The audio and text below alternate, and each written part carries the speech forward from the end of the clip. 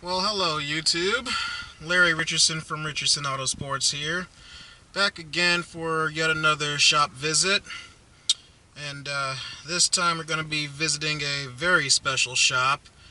It's probably my favorite shop, and reason why is because we're actually visiting Richardson AutoSports itself.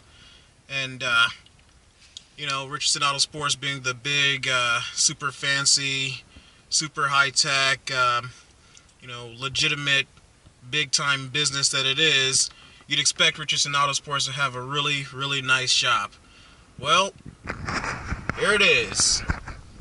Home of Richardson AutoSports. It's literally my home. So you see we have a nice little 3-bay garage here. There's a race trailer. And yeah, that's pretty much it. Yes, Richardson AutoSports is ran out of my garage. To stress my point even more so, not only is it run out of this little 3-car garage, it's actually run out of just that one bay. So, for those of you out there that think you need a big, super fancy shop to kick butt out there, you really don't. You just need a place to put a car and a place to work on a car. And speaking of cars, let's go in here and take a look at my car for next year. We'll open up the main bay here. Beautiful neighborhood I live in, out here in Cooper, Michigan. Of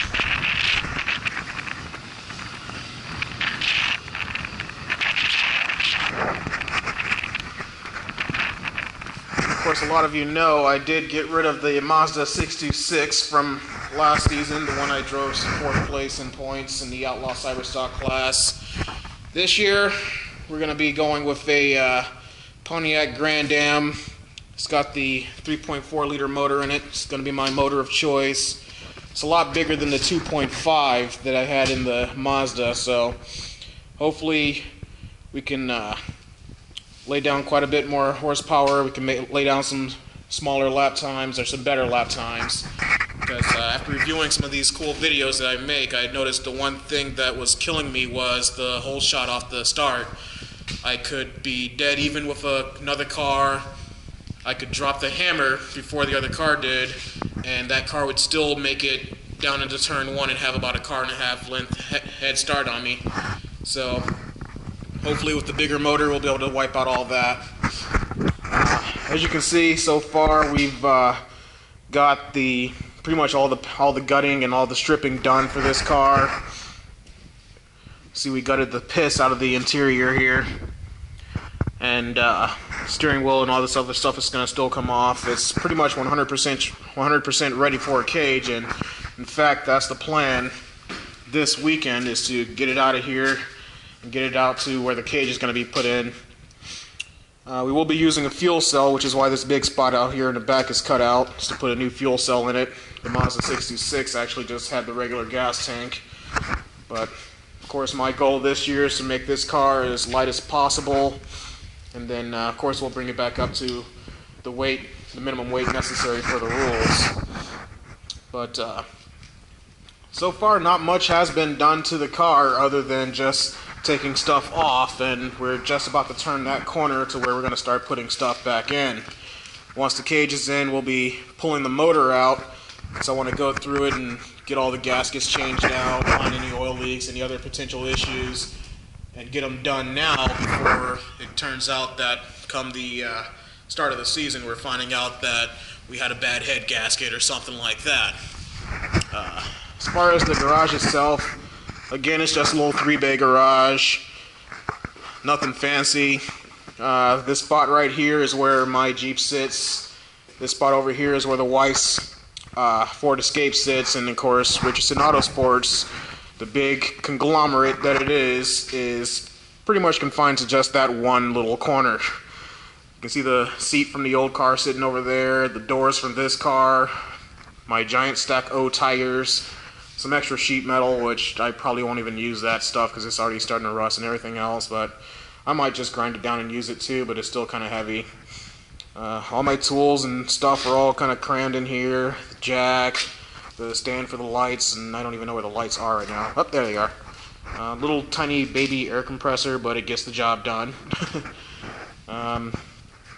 This over here is where all my hand tools are in this Pittsburgh 301 piece tool set.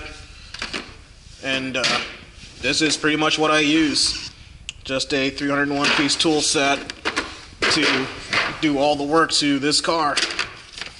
I don't have any big fancy air tools or anything like that. I mean, it is a nice set, but there just isn't much to it.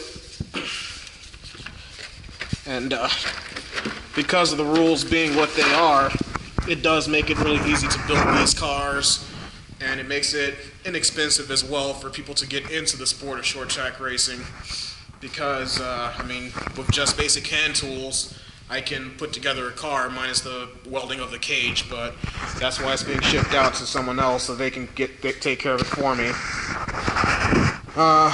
Back over here is just, you know, some of my batteries for my power tools, because this is actually the one outlet I have in this entire garage. So I've got a brother-in-law who's an electrician, and hopefully one of these days I can get him over here to put me some more outlets in this thing. But other than that, that is Richardson AutoSports. Richardson AutoSports in a nutshell. It's just this little area of a 3-car garage. But that's it.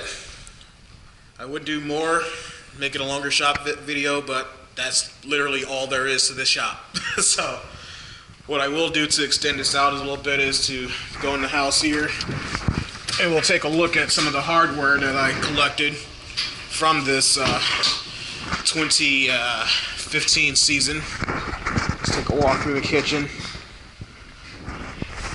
Oh, hi, cat. Over here in the living room. I don't have a big trophy room or anything yet, but here's some of the hardware we got. That one right there is a picture of my first heat win. Over there is heat win number 2. That's my 4th place trophy for finishing 4th in Outlaw Cyberstocks, as you can see right there. Kalamazoo Speedway Points Championship. Van Mennen Petroleum. Nice size trophy. It's a good size comparison. It's about right there on me. Last one here is the 2015 Most Improved Driver, Larry Richardson Outlaw Cyberstock. Still trying to figure out how I ended up with Most Improved Driver, but you know, I mean, I did run 3 races last year in the Enduro Series, so maybe they're counting an improvement from that. I really don't know, but either way, I mean, it's a nice trophy, and I'm not going to complain about it or anything. So what I'll eventually do is build an area in the basement or out in the garage for all my trophies, because hopefully this 2016 season I'll be getting a lot more than just 4. And I'm going to need to find some room for it, because the wife is not going to let me occupy this entire living room of trophies. It is a nice sized living room though. Oh yes, you see the swing there. We do have a little one on the way. Devin Alonzo Richardson. He is on the way. He will be here January 18th. So Richardson Autosports is going to be growing by an extra driver. Literally. Growing, not just bringing in a driver. We're going to literally give birth to one. So that's pretty exciting stuff as well. But other than that, not much to show you. You see we're looking back outside over here into the driveway. Not much to show you. So we're just, aside from getting the cage put into the car, we're just gonna sit back, and you know, the rule book should be coming out any day now for the next season. We've been told that not much is gonna change, so that's why I started early on the car before the rule book came out, and before all the real work starts, we're just gonna wait to see what the rule book says as far as what we can and can't do. Until then, we'll post a few videos for midwinter updates and let you know how the car is coming along. And as we get closer to the start of the season, I'll probably do some shop visits for some of my friends and other teammates, because I know there's a couple of guys that are moving up. You do recall the BS Motorsports shop visit with John Schuyler. He was the 87 car. That car is no longer his. He sold it, and you'll be seeing that car running on dirt out in Hartford. John himself is actually moving up to the Pro Stock class, so we're going to be seeing some exciting stuff out of that shop, and we're going to do a shop visit to check out his new ride. Bill Trollard will be back as well with his 646. He's promised it's going to be a lot newer and a lot more improved, so we're going to take a look and see what he's been going to be up to over the winter as well. We might pay Darren Cox a visit as well to see how he's doing with my old car. I don't think he's got much planned over the winter, but we will take another peek at it and kind of see where he's at as well. A couple other shops I've got some eyes on for doing shop visits, nothing official yet, but we're going to try to keep the channel up to date and keep some updates rolling all throughout winter, so that way you guys aren't going to be starving for some racing action. Well, you won't be getting racing action, but you will be getting some action nonetheless. I don't know, maybe we'll throw some tracks or throw some chains on some of these race cars and take them out into the field or something just to have some fun. We'll never know. So, but anyway, for now, this is Larry Richardson signing off from the Richardson AutoSports shop. You guys have a good one.